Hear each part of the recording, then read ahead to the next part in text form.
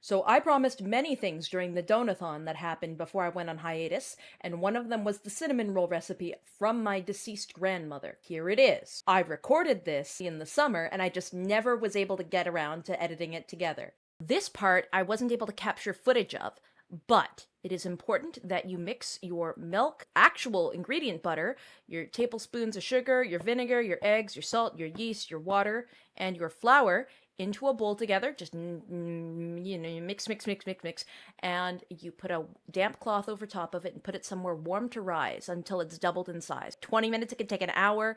I typically put the damp cloth over the bowl and I leave it in a preheated but turned off oven. Now, I didn't include it in the list, but have a cup of butter as well, and make sure to bully it so relentlessly that it's reduced to a sobbing mess in the corner. This will be special and important for later. From there, you're going to want to flour your work surface. Make sure it's washed beforehand, but flour it down because this is where you're going to be rolling and doing all of the other stuff. And once it's inflated, you plop that down and you knead it around a bit, and then you roll it out, you stretch it out with your hands, and make this big, big rectangle. Make it as big as you humanly can. Take the butter that you insalted earlier on and pour it all over the dough. Pour it all over the dough. This is going to be the glue that sticks all of the sugar to the actual roll. And it's going to, kind of melt everything together real nicely. Don't be gentle with it. Be gratuitous. Have lots of melted butter. If it's too much and it spills out the sides, that is entirely okay. You need to drown this. Anyway, so summon your magical bowl of cinnamon sugar and start sprinkling that. I recommend sprinkling it near the end where you're going to start rolling, heavier and lighter on the end where the roll ends, because as you roll, the sugar is going to shift a little bit, and if you are too heavy on the side that is at the end, it's all going to fall out. Spread it pretty equally, but heavier closer to you. I typically just dump it all on, and then I use a spatula to smooth it.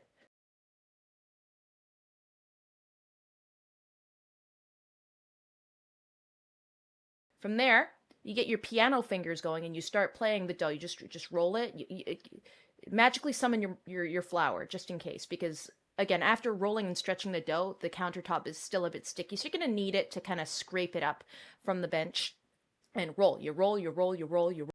Listen to some therapeutic platitudes.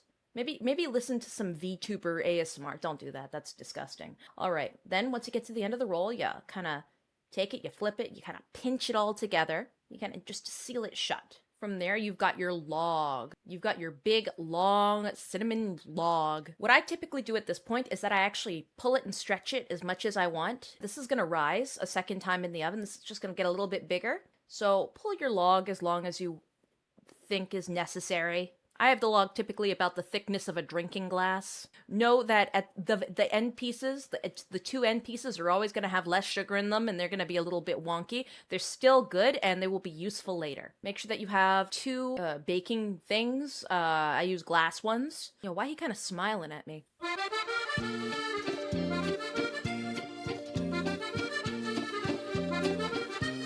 Some people like to oil their thing, but I find that kind of like weirdly fries the side of the cinnamon rolls, and some people like it, some people don't, and I like to line it with parchment paper. It just makes removal easier as well. Note, if you've used a lot of butter and a lot of cinnamon sugar, you are going to get some spillage out of it. That's what the end pieces are useful for. You take all of the extra cinnamon sugar that's poured out of your cinnamon rolls, and you actually put it on top of those rolls to compensate for their lack of cinnamon. Let them rise in the oven for about 10 to 20 minutes.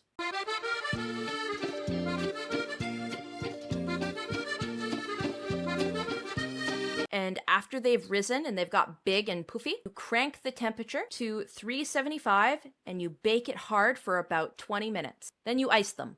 There, cinnamon rolls. Don't bug me for anything else ever again. Now, no matter what, you must always use salted butter in this recipe. Not because the recipe calls for it, but because I'm a salted butter supremacist. I don't care if there's already salt in the recipe. Salted butter still makes it good. It doesn't make it too salty. You're stupid. For the cinnamon sugar itself, equal ratio of brown and white sugar. And the reason you use both brown and white sugar is because if you just use white sugar, then it burns. And if you use just brown sugar, the texture is off and it gets really sticky to a point where it's really hard to remove from the pan. Cup of each sugar per tablespoon of cinnamon, and you can scale as your needs.